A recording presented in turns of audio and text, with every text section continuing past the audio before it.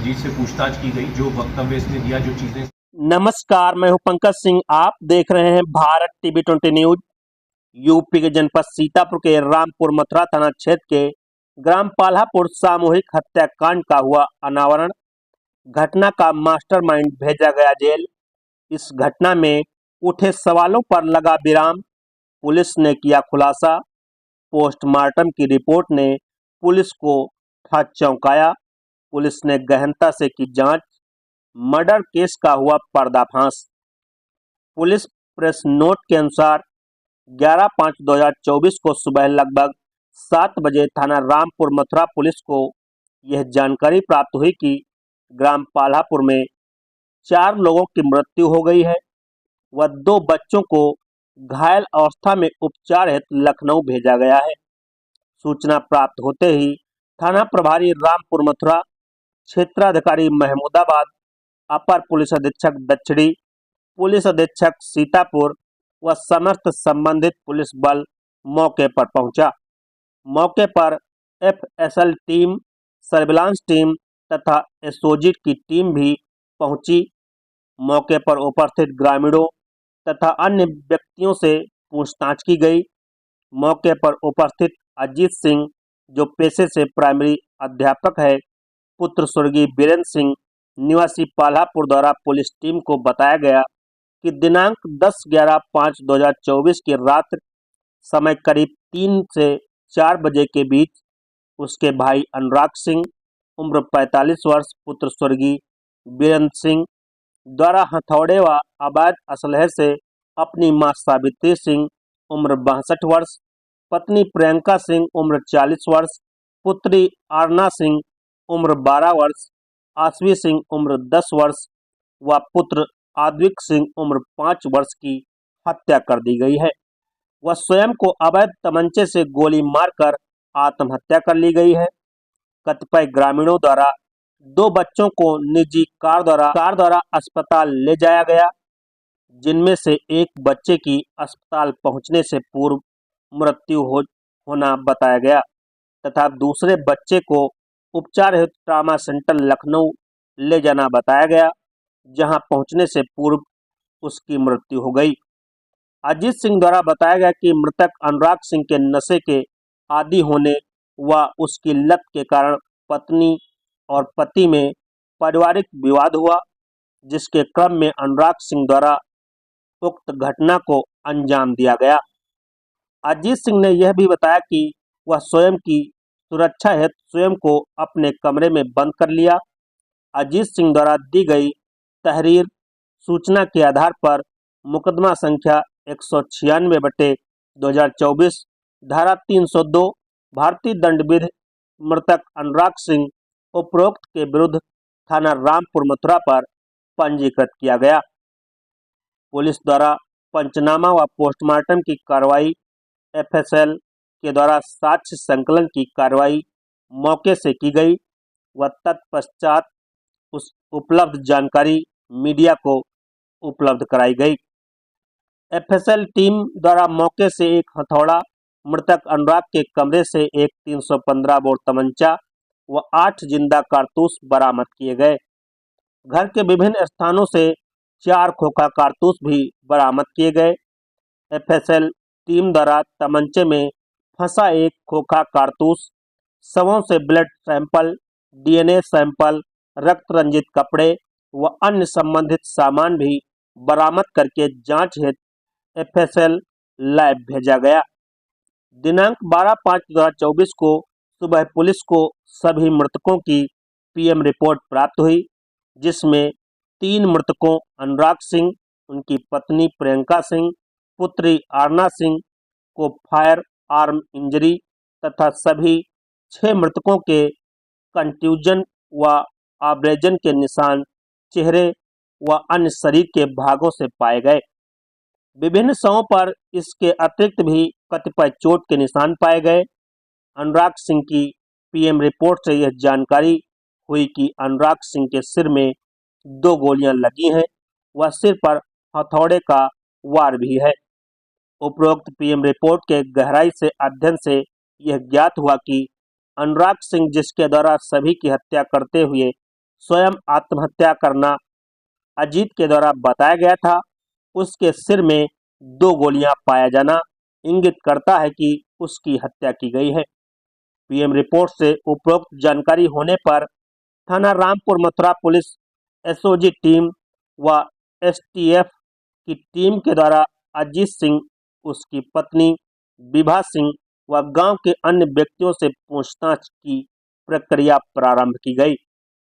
पूछताछ के क्रम में सभी प्रकार के साक्ष्यों, सभी संबंधित व्यक्तियों की सीडीआर तथा पीएम रिपोर्ट के आधार पर अजीत सिंह से गहराई से पूछताछ की गई, जिसमें उसके द्वारा स्वयं संपूर्ण घटना कारित करना तथा पुलिस व मीडिया को गुमराह करके सबूतों से छेड़छाड़ करते हुए घटना को आत्महत्या का रूप देना स्वीकार किया गया है। अजीत सिंह से पूछताछ का विवरण। अजीत सिंह ने पूछताछ में बताया कि उसके पिता बीरेंद्र सिंह का लगभग 1 वर्ष पूर्व निधन होने के पश्चात उसकी तथा उसके भाई अनुराग सिंह के बीच पैसे व जमीन को लेकर कहासुनी, वाद विवाद होने लगा। अनुराग सिंह, जो एक पढ़ा लिखा युवक होने के बावजूद लगातार शराब के सेवन का आदी था, जिसके कारण अजीत सिंह स्वयं को समाज में अपमानित महसूस करता था।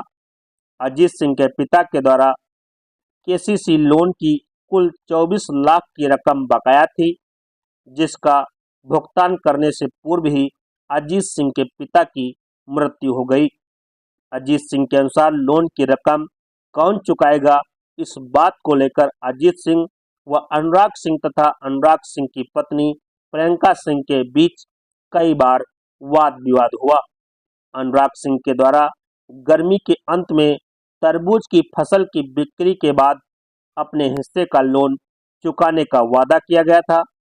दिनांक 10/5/2024 की शाम को अजीत सिंह अपने गांव पाल्हापुर आया, जहां उसकी मां सावित्री सिंह व भाभी प्रियंका सिंह द्वारा उससे बताया गया कि वह अनुराग सिंह लोन चुकाने में असमर्थ हैं। इस बात पर अजीत सिंह गुस्से से भर गया। उसने शाम के समय घर में बनी खिचड़ी में नींद की 4-5 गोलियां मिला दी और सभी के सोने का इंतजार करने लगा। अजीत सिंह के द्वारा बताया गया कि उसका उद्देश्य अपने भाई व भाभी की हत्या करना था। मां व बच्चों को केवल नींद की गोली देकर सुलाना चाहता था। तत्पश्चात अजीत सिंह को पता चला कि परिवार के सभी लोग बाहर से खाना खाकर आए हैं और किसी के द्वारा भी उस खिचड़ी को नहीं खाया गया। अजीत सिंह प्रथम तल पर बने अपने कमरे में जाकर लेट गया। रात 2 बजे के पश्चात अजीत सिंह के द्वारा प्रथम तल पर बने प्रियंका सिंह व बच्चों के कमरे का बिजली का मेन पावर स्विच ऑफ कर दिया गया, जिससे गर्मी के कारण प्रियंका सिंह कमरे से बाहर आ गई, जहां अजीत सिंह ने उसकी हत्या कर दी। तत्पश्चात गोली की आवाज सुनकर जगने के कारण मां की हत्या की गई। फिर अनुराग सिंह के कमरे में उसकी हत्या की गई। तत्पश्चात अजीत सिंह ने बड़ी लड़की आरना सिंह को साथ ले जाकर यह समझाने की कोशिश की कि उसके पिता द्वारा मां व पत्नी की हत्या कर स्वयं आत्महत्या की गई है, किंतु बड़ी लड़की आरना सिंह ने नहीं मानने पर चिल्लाने लगी। अन्य दोनों बच्चे भी चिल्लाने लगे। अतः अजीत सिंह द्वारा तीनों को बारी बारी से ले जाकर छत से फेंक दिया गया। नीचे आकर उनके तब तक जिंदा होने के कारण पुनः हत्या का प्रयास किया गया। इसके पश्चात उसके द्वारा फोन करके अपनी पत्नी, अपने अन्य रिश्तेदारों व गांव के अन्य व्यक्तियों को अपनी बनाई हुई कहानी बताई गई। यह सभी फोन कॉल प्रातः 4:15 बजे से 5 बजे के बीच की गई। लगभग 5 बजे अजीत सिंह के पड़ोस में रहने वाली ताई के चिल्लाने पर गांव के लोग बड़ी संख्या में धीरे धीरे एकत्र हो गए। अजीत सिंह के रिश्तेदार मौके पर पहुंच गए। उनके द्वारा देखा गया कि 2 बच्चों की मृत्यु तब तक नहीं हुई थी और उनके शरीर में कुछ हरकत बाकी थी। अतः ग्रामीण द्वारा दोनों बच्चों को अनुराग सिंह की कार द्वारा महमूदाबाद ले जाया गया, जहां पहुंचकर एक बच्चे की मृत्यु हो गई व एक बच्चे को ट्रामा सेंटर लखनऊ भेजा गया, जहां पहुंचने से पहले उसकी भी मृत्यु हो गई। यह प्रकाश में आया कि अजीत सिंह के द्वारा गाड़ी की चाबी देने में भी काफी समय व्यतीत किया गया। अजीत सिंह से पूछताछ व अन्य प्रकार से किए गए साक्ष्य संकलन में आए हैं वो बिंदु प्रकाश में है। नंबर 1, घटना अकेले अजीत सिंह द्वारा कारित की गई। घर में किसी भी प्रकार की अन्य आमद के साक्ष्य अभी तक की जांच में उपलब्ध नहीं है। सीडीआर एनालिसिस से ज्ञात हुआ कि घटना के समय अजीत सिंह की पत्नी, साला, ससुर, बहन, बहनोई, ताई के दोनों लड़के व अन्य प्रमुख रिश्तेदार अपने अपने घरों पर मौजूद थे, जिसने घटना में उनकी संलिप्तता का साक्ष्य नहीं मिला। मौके पर भी ऐसा कोई अन्य मोबाइल नंबर एक्टिव नहीं पाया गया जो संदिग्ध हो। अनुराग सिंह वर्ष 2023 में 1 महीने नशा मुक्ति केंद्र तथा वर्ष 24 में 1 दिन के लिए नशा मुक्ति केंद्र लखनऊ में रहा। केसीसी का लोन भी शेष होना पाया गया, जिससे अजीत सिंह के द्वारा उक्त अपराध कारित करना कारण स्पष्ट होता है। मौके पर पुलिस टीम द्वारा क्राइम सीन रिएक्शन भी किया गया, जिससे अजीत सिंह के बयानों की सत्यता परखी गई, जो प्रथम दृष्टया सही पाई गई। साक्ष्य संकलन के क्रम में विभिन्न व्यक्तियों के रक्त का नमूना, डीएनए नमूना, फिंगरप्रिंट संकलित किया गया। हत्या में प्रयुक्त हथियार, आला कत्ल भी संकलित किया गया, जिसका एफएसएल परीक्षण होने के पश्चात प्राप्त एफएसएल रिपोर्ट विवेचना में सम्मिलित की जाएगी। विवेचना क्रम में अन्य महत्वपूर्ण बिंदुओं पर जांच प्रचलित है। भविष्य में प्राप्त होने वाले अन्य तथ्यों के आधार पर सभी बिंदुओं पर गहराई से जांच की जाएगी। पंजीकृत अभियोग मुकदमा संख्या 196/24 धारा 302 भारतीय दंड विधि थाना रामपुर मथुरा सीतापुर, गिरफ्तारी अंतर्गत धारा 302/201 भारतीय दंड विधि व 25(1)B आर्म्स एक्ट थाना रामपुर मथुरा सीतापुर। अभियुक्त का नाम पता अजीत सिंह पुत्र स्वर्गीय बीरेंद्र सिंह निवासी पालापुर थाना रामपुर मथुरा सीतापुर। बरामदगी आला कत्ल 1 अदद 315 बोर तमंचा, 8 जिंदा कारतूस व 5 अदद खोखा कारतूस व 1 हथौड़ा। संयुक्त टीमों द्वारा खुलासा किया गया। एसओजी पुलिस टीम निरीक्षक सत्येंद्र विक्रम सिंह, उप निरीक्षक प्रदीप पांडे, राज बहादुर मई टीम। एसटीएफ पुलिस टीम में निरीक्षक दिलीप तिवारी, उप निरीक्षक विनोद सिंह मई टीम। फॉरेंसिक टीम उप निरीक्षक राकेश कुमार मई टीम। थाना रामपुर मथुरा पुलिस टीम प्रभारी निरीक्षक महेश चंद्र पांडे, वरिष्ठ उप निरीक्षक फूलचंद सरोज, उप निरीक्षक Sanjay Singh, head constable Anup Singh, constable Vikas Gautam, constable Nakul, constable Mohitab. देखिए क्या कह रहे हैं पुलिस के आला अधिकारी। Bureau report, Bharat TV 20। घटना या कौन उसमें संलिप्त है? देखिए, दिनांक 10/11 की रात्रि में ये थाना रामपुर मथुरा क्षेत्र में एक बहुत ही जघन्य आपराधिक घटना घटित हुई थी, जिसमें एक ही परिवार के 6 लोगों की हत्या कर दी गई थी। घटना के तत्काल बाद जो मृतक अनुराग के सगे भाई ने अपने आप को एक चश्मदीद गवाह की तरह प्रस्तुत किया और बताया कि उसके सामने ये घटना कारित हुई है और जिसमें परिवार के अन्य लोगों को मारकर अनुराग ने खुद आत्महत्या कर ली है। इसके बाद सायंकाल में ही पोस्टमार्टम के बाद जो तथ्य सामने आए उससे ये बात स्पष्ट हो गई कि ये एक हत्या का मामला था, जिसमें 6 के 6 लोगों की हत्या की गई थी। उसके बाद पुलिस ने इसको इन्वेस्टिगेट किया है, विभिन्न पहलुओं को अपनी जांच में सम्मिलित करते हुए साक्ष्य एकत्रित किए हैं और जो तथ्य साक्ष्यों के आधार पर सामने आए हैं उससे मृतक के भाई द्वारा ही ये घटना कारित करना स्पष्ट हुआ है। क्या वजह रही कुछ, क्या वजह रही? ये जो अभियुक्त है अजीत, इसके द्वारा कुछ पैसे और ज़मीन के विवाद के चलते हुए ऐसा महसूस किया जा रहा था कि इसके भाई और उसकी भाभी द्वारा उनसे ये प्रताड़ित महसूस कर रहा था और इसको लग रहा था कि वो इसके साथ बेईमानी कर रहे हैं।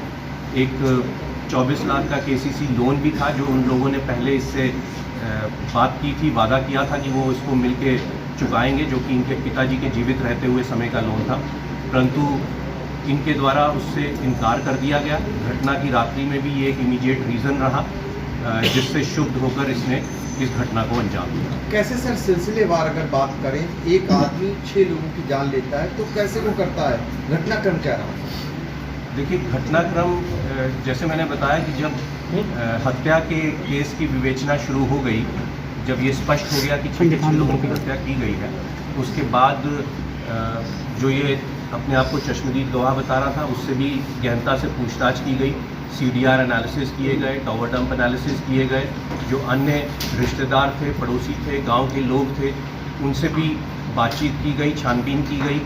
जो प्रदर्श घटनास्थल पर बरामद हुए, जो कुछ दस्तावेज भी बाद में विवेचना में प्राप्त किए गए, उनसे ये स्पष्ट हुआ कि अभियुक्त अजीत द्वारा स्वयं ही इस घटना को कारित किया गया है। जहाँ तक घटनाक्रम का बात है तो इसने सिलसिलेवार फर्स्ट फ्लोर से शुरू करके पहले अपनी भाभी को इस घटना का अंजाम बनाया, उसके बाद नीचे ग्राउंड फ्लोर पे आके इसकी माँ जिनको जानकारी हो गई थी उन पे वार किया, अपने भाई पे वार किया और फिर एक एक करके बाकी बच्चों को भी इसने इस घटना का अंजाम बनाया। जो विस्तृत इसके बयान हैं उनकी हमने सत्यापन अन्य जो साक्ष्य हैं उनके आधार पे करा लिए हैं और तदनुसार हम आगे विधिक कार्रवाई करेंगे। सर, ये सबको मारने के लिए पहले से ही प्लान अपना एक दिन बना लिया था या फिर कोई साक्ष्य न बचे इसलिए मार दिया सब कुछ? देखिए, ये पूर्व में ही अपने भाई और खासकर अपनी भाभी से प्रताड़ित महसूस कर रहा था। इसको लगता था कि भाभी भी हैं जो वो भाई को सही निर्णय नहीं लेने दे रही और इसके खिलाफ वो लोग जा रहे हैं। तो इसका जो अब तक विवेचना हुई है इससे ऐसा लग रहा है कि ये अपने भाई और भाभी को इस घटना का अंजाम बनाना चाहता था, परंतु बाकी लोग जो कि घटना के बारे में जान गए तो इस कारण से उसको उनके खिलाफ भी इसने ये घटना करी। सर, ये माँ को किस चीज़ से मारा है? देखिए, ये विवेचना के बिंदु हैं, साक्ष्य हैं, उनको अलग से विधिक रूप से औचित्यपूर्ण नहीं होगा कि उसको एक एक चीज़ को यहाँ पे साक्ष्य को प्रस्तुत किया जाए, परंतु हमारे पास पर्याप्त साक्ष्य आ गया है जिसको हम न्यायालय में प्रस्तुत कर रहे हैं। इसकी पत्नी की क्या भूमिका रही इसमें, क्या कुछ ऐसी भूमिका मिली? देखिए, इसकी पत्नी और अन्य रिश्तेदारों उन सबकी भूमिका के संबंध में गहराई से छानबीन की गई थी, जांच की गई थी। उनकी लोकेशंस क्या रही हैं, क्या उनकी वार्ता हुई है, क्या जानकारी उनको थी, उस संबंध में विस्तृत विवेचना की गई है, परंतु अब तक की विवेचना से किसी अन्य रिश्तेदार का इसमें रोल नहीं आया। सर, इस घटना में सर कितने लोग और लोग शामिल हैं? एक ही के द्वारा घटना की गई कि और लोग भी इसमें शामिल हैं? जैसा कि मैंने बताया कि जो अब तक विवेचना की गई, जो साक्ष्य एकत्रित किए गए हैं, जो तथ्य सामने आए हैं और जो प्रदर्श भी हमें घटनास्थल से मिले और जो इसके द्वारा गहनता से जब अभियुक्त अजीत से पूछताछ की गई, जो वक्तव्य इसने दिया, जो चीज़ें इसने बताई, उनका जब सत्यापन किया गया तो इसी के घटना में सम्मिलित होने का स्पष्ट प्रमाण हमारे सामने आया है, अन्य किसी के भी शामिल होने का। जिस तरह से घटनाक्रम हुआ है, जिस तरह से शूट किया गया हुआ है, उससे तो लग रहा है कि किसी शार्पशूटर के शामिल होने की बात है। एक तमंचे का प्रयोग किया गया है और जो साक्ष्य घटनास्थल से मिले हैं उससे मैंने कि जैसे बताया कि अभियुक्त अजीत के सम्मिलित होने का पूर्णता साक्ष्य के आधार पर स्पष्ट हो रहा है। तमाम ऐसे अनसुलझे सवाल हैं जो इस खुलासे पे जो है सब क्वेश्चन लगा रहे हैं कि क्या एक जो जिसके भी कुछ दिन पहले बाईपास सर्जरी हुई हो और जिसको डॉक्टर के बताया जाता है कि उसे मतलब शोरगुल से अलग रहने से उसको आराम मिलना चाहिए, तो क्या वो ऐसा एक हार्ट पेशेंट जो सर्जरी जिसकी हुई है वो 6 घटनाओं में शामिल हो सकता है और वो भी वेपन से हम अंजाम दिया हो? देखिए, वो बहुत समय से जैसे मैंने बताया प्रताड़ित महसूस कर रहा था और उस रात को भी एक इमीडिएट रीज़न उसके पास भी रहा, ये भी हमारे सामने आया है। और जो भी एविडेंसेस घटनास्थल से प्राप्त हुई और जो और छानबीन की गई उससे मैंने बताया कि पर्याप्त साक्ष्य हमारे पास हैं कि उसके द्वारा ये घटना को कारित किया गया। ये अवैध असलाह जो इसमें प्रयोग किया गया उसके द्वारा, ये इसके संबंध में कुछ आपने जानकारी ली, कहाँ से उसके पास आया? हाँ, उसके बारे में छानबीन की गई है।